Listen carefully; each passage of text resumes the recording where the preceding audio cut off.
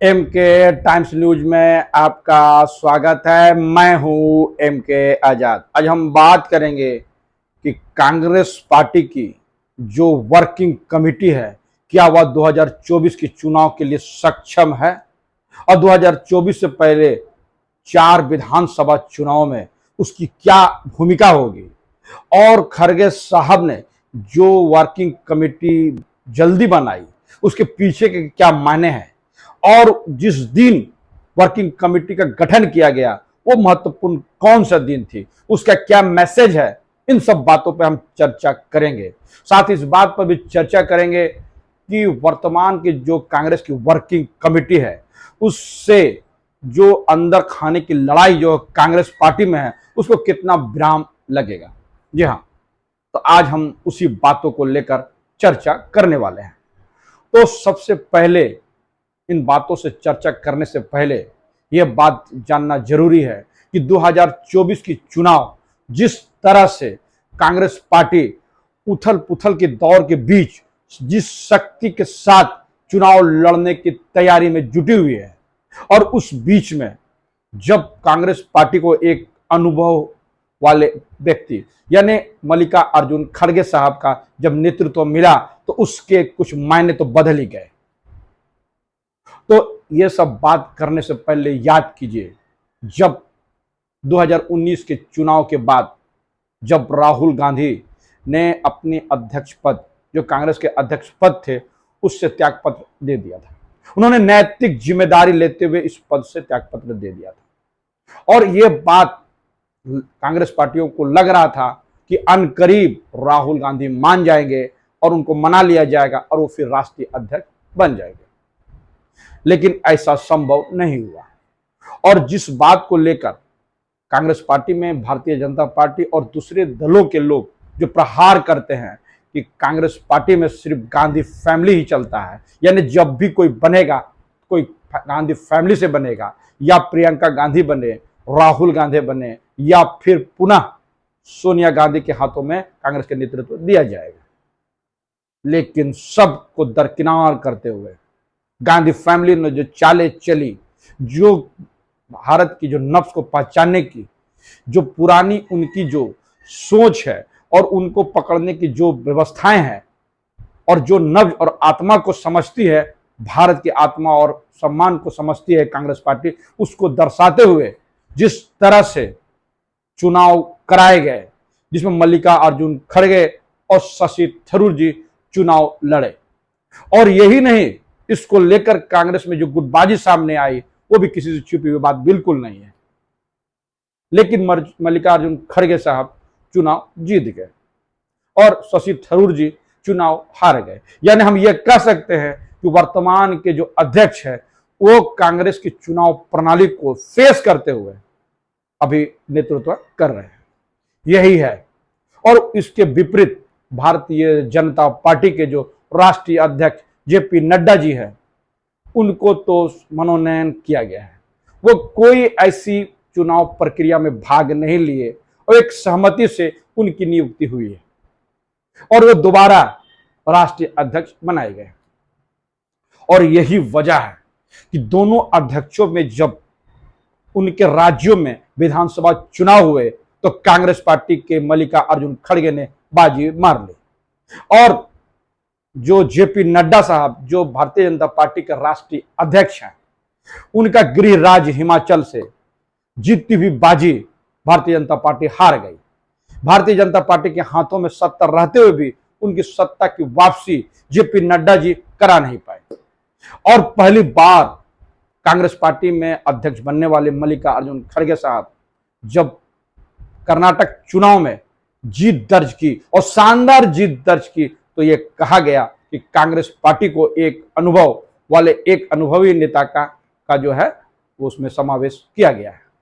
वो एक ऐसे अनुभवी नेता है जिसकी अनुभव अब कांग्रेस पार्टी को लाभ की तरफ ले जा रही है।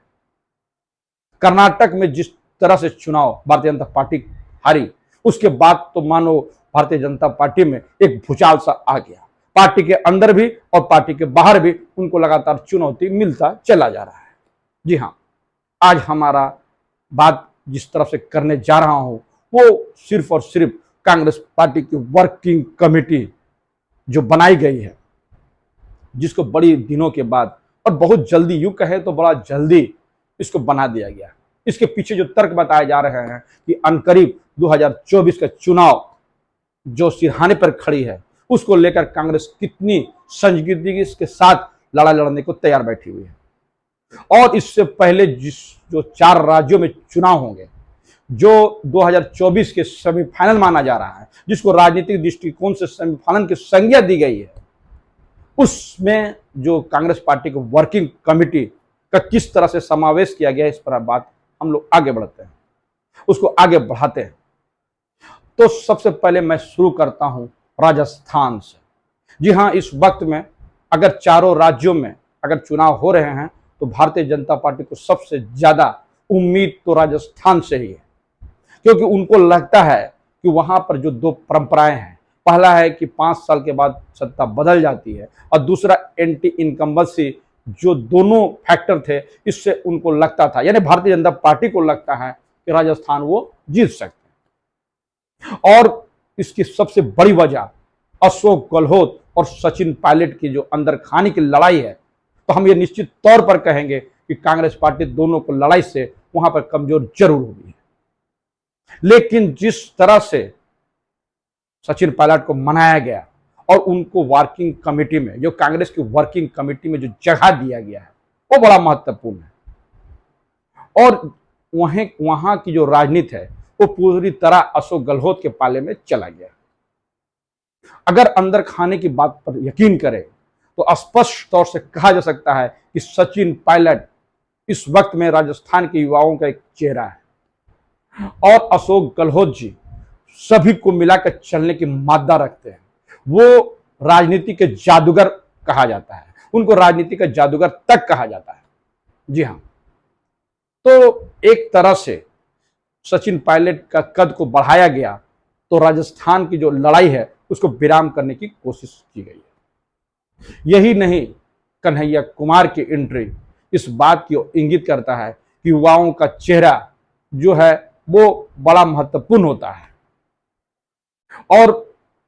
उसके बाद मध्य प्रदेश से एक पटेल युवा चेहरे को जब लाया गया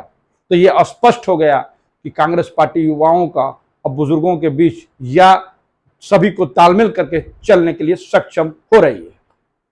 जी हाँ, उसी के बहाने सिर्फ यही नहीं, अगर आप इस पे गौर करें वर्किंग कमेटी में, तो यह स्पष्ट होता है कि जिस तरह दीपा मुंशी को पार्टी में वर्किंग कमेटी में जगह दिया गया, और यह बात कही जा रही है कि ममता बनर्जी के खिलाफ में बोलने वाले में जितना अधीर रंजन चौधरी एग्रेसिव रहते हैं, उतना ही एग्रेसिव जो है दीपा दास मुंशी भी रहती है। तो क्या ममता बनर्जी को साधने के लिए दीपा मुंशी को जो है वहां पर जगह दिया गया है, इसको लेकर भी राजनीतिक गलियारों पर चर्चा हो रही है। जी हाँ, लेकिन ममता बनर्जी इस वक्त में इंडिया गठबंधन के प्रमुख दलों में उनका नाम शामिल है, और वो भारतीय जनता पार्टी से 2-2 हाथ करने के लिए जिस तरह से बेचैन है, वो किसी से छुपी हुई बात नहीं है। इस सब राजनीतिक गलियारों पर जो चर्चे हो रहे हैं, इस चर्चे का कोई वैल्यू या उनके कोई मायने बिल्कुल नहीं है। तो अब चलते हैं इसके बाद जो दिल्ली में अलका लांबा को, जो आप पार्टी के खिलाफ सबसे ज्यादा प्रखर रहते हैं, और अजय माकन जी जो आप पार्टी के विरोधी माने जाते हैं, इन दोनों को वर्किंग कमेटी में जगह देने से यह स्पष्ट हो गया है कि आम आदमी पार्टी की जो बार्गेनिंग है, या वो किसी तरह से अगर इंडिया गठबंधन में हेर फेर करेंगे तो वो पूरी तरह से कांग्रेस पार्टी इसके लिए तैयार बैठी है। जी हाँ, और उसके बाद जो हुड्डा परिवार, दीपेंद्र सिंह हुड्डा को तो जगह दिया गया है, लेकिन उनके धूर विरोधी माने जाने वाले सुरजेवाला और शैलजा को भी इसमें जगह दिया गया है। यानी पार्टी पूरी तरह से जो गुटबाजी है उसको संभालने का और उसको खत्म करने की पूरी योजना पर काम कर चुकी है। और मल्लिकार्जुन खड़गे ने जिस तरह से इसका समावेश किया है, यानी जो कुनबा तैयार किया है, वो निश्चित तौर पर हम कह सकेंगे कि वो संतुलित है और भारतीय जनता पार्टी को असहज करने के लिए काफी है। जी है, ऐसे राजनीतिक गलियारों पर चर्चा का विषय है। तो एक तरफ से आपके राजस्थान में, एक तरफ पश्चिम बंगाल, दूसरे तरफ दिल्ली में और हरियाणा में और पंजाब में जब चरणजीत सिंह चन्नी को जगह मिला तो यह बात स्पष्ट हो गया कि कांग्रेस पार्टी का विश्वास आज भी चरणजीत सिंह चन्नी पर उतना ही बरकरार है, लेकिन सिद्धू पर वो विश्वास नहीं जताया गया है। और सबसे बड़ा महत्वपूर्ण यह बात है कि किसी भी राज्य के मुख्यमंत्री को वर्किंग कमेटी में जगह नहीं मिली है, चाहे वो कमलनाथ हो, अशोक गहलोत हो या फिर भूपेश बघेल हो, ये किसी को भी इसमें जगह नहीं दिया गया है। लेकिन छत्तीसगढ़ से जो साहू जी को जो जगह दिया गया है वो एक सभ्य और अच्छे और ओबीसी का एक चेहरा माने जाते हैं। लेकिन जिस तरह से ओबीसी को और दूसरे दलों को, दूसरे लोगों को लाकर जिस तरह से कुनबा तैयार किया गया है, ये कहा जा सकता है कि 2024 में आने वाले जो चुनाव है, जो राजस्थान और मध्य प्रदेश में जो महत्वपूर्ण बात मैं बताता हुआ अपने बात को आगे ले जाऊंगा कि मध्य प्रदेश में जहां दिग्विजय सिंह को चांस मिला है, वहां पर पटेल को लाकर ओबीसी को साधने की कोशिश की गई है। जी हाँ, तो मध्य प्रदेश चुनाव में जिस तरह से मामले चल रहे हैं उसको साधने की पूरी कोशिश वर्किंग कमेटी के द्वारा किया गया है। तो इस वर्किंग कमेटी में जहां राहुल गांधी, प्रियंका गांधी और सोनिया गांधी का एंट्री है, वहां पर डॉक्टर मनमोहन सिंह जो 90 वर्ष के हो गए हैं उनको भी रखा गया है। यह बात स्पष्ट होता है कि कांग्रेस पार्टी में इस वक्त में चाहे वो नौजवान हो या अधेड़ उम्र की हो या बुजुर्ग हो, सबको लेकर चलने से ही कांग्रेस आगे बढ़ेगी, क्योंकि मल्लिकार्जुन खड़गे तो खुद काफी उम्रदार हैं और वो कई बार विधायक रह चुके हैं और राज्यसभा में उनका प्रतिनिधित्व हुआ है। तो सबसे बड़ा और सबसे महत्वपूर्ण बात है कि मल्लिकार्जुन खड़गे के बनने के बाद जहां एक तरह कांग्रेस पार्टी ने दलित वोट को अपने अंदर में समावेश करने की प्रयास किया है और वो होता हुआ दिख रहा है, और अंदर खाने की बातों पर यकीन करें तो मल्लिकार्जुन खड़गे को उत्तर प्रदेश के किसी लोकसभा से चुनाव की लड़ाई की तैयारी चल रही है, इस बात को लेकर राजनीतिक गलियारों पर चर्चा का विषय बना हुआ है। जहां प्रियंका गांधी को मोदी जी के अगेंस्ट में लड़ाने की बात हो रही है, वहां राहुल गांधी को फिर अमेठी से लड़ाने की कवायदें तेज हो गई है। और तो और इंडिया गठबंधन के नीतीश कुमार को भी वहां पर फूलपुर लोकसभा से लड़ाने की कवायदें की गई है। किसी तरह से ओबीसी वोट बैंक को साधने के लिए कांग्रेस पार्टी जो रणनीति तय की है, उसमें बड़ा महत्वपूर्ण वर्किंग कमेटी में यह है कि उन्होंने उत्तर प्रदेश को ज्यादा टच नहीं किया, यानी उत्तर प्रदेश को से इसलिए नहीं किया गया है ताकि वो ज्यादा से ज्यादा स्पेस अपने सहयोगी अखिलेश यादव को देना चाहते हैं। यह बात स्पष्ट हो गई है और अंदर खाने से जो बात छनकर आ रही है वो ये स्पष्ट है कि उत्तर प्रदेश में इस वक्त में जो कांग्रेस पार्टी जो रणनीति तैयार कर रही है और गुजरात के लिए जो रणनीति तैयार की है, वो आने वाला समय में आपको दिखेगा कि कितनी जबरदस्त तैयारी की गई है। क्योंकि प्रियंका गांधी जब लगातार उत्तर प्रदेश के चुनावों में जिस अनुभव को हासिल किया और जिस तरह से उन्होंने हर क्षेत्रों से लोगों का प्रतिनिधित्व देने की कोशिश पिछले विधानसभा में की, वो बड़ा महत्वपूर्ण था। हालांकि वो पूरी योजना पर फेल हो गई, लेकिन उसका जो अनुभव हुआ वो अब कांग्रेस पार्टी को होता हुआ दिख रहा है। क्योंकि प्रियंका गांधी ने जहां खेल जगत से, जहां साहित्य जगत से और सामाजिक क्षेत्रों में अग्रणी रहने वाले महिलाएं और पुरुषों को जो आगे लाकर उनको टिकट देने का काम किया, एक नया एक्सपेरिमेंट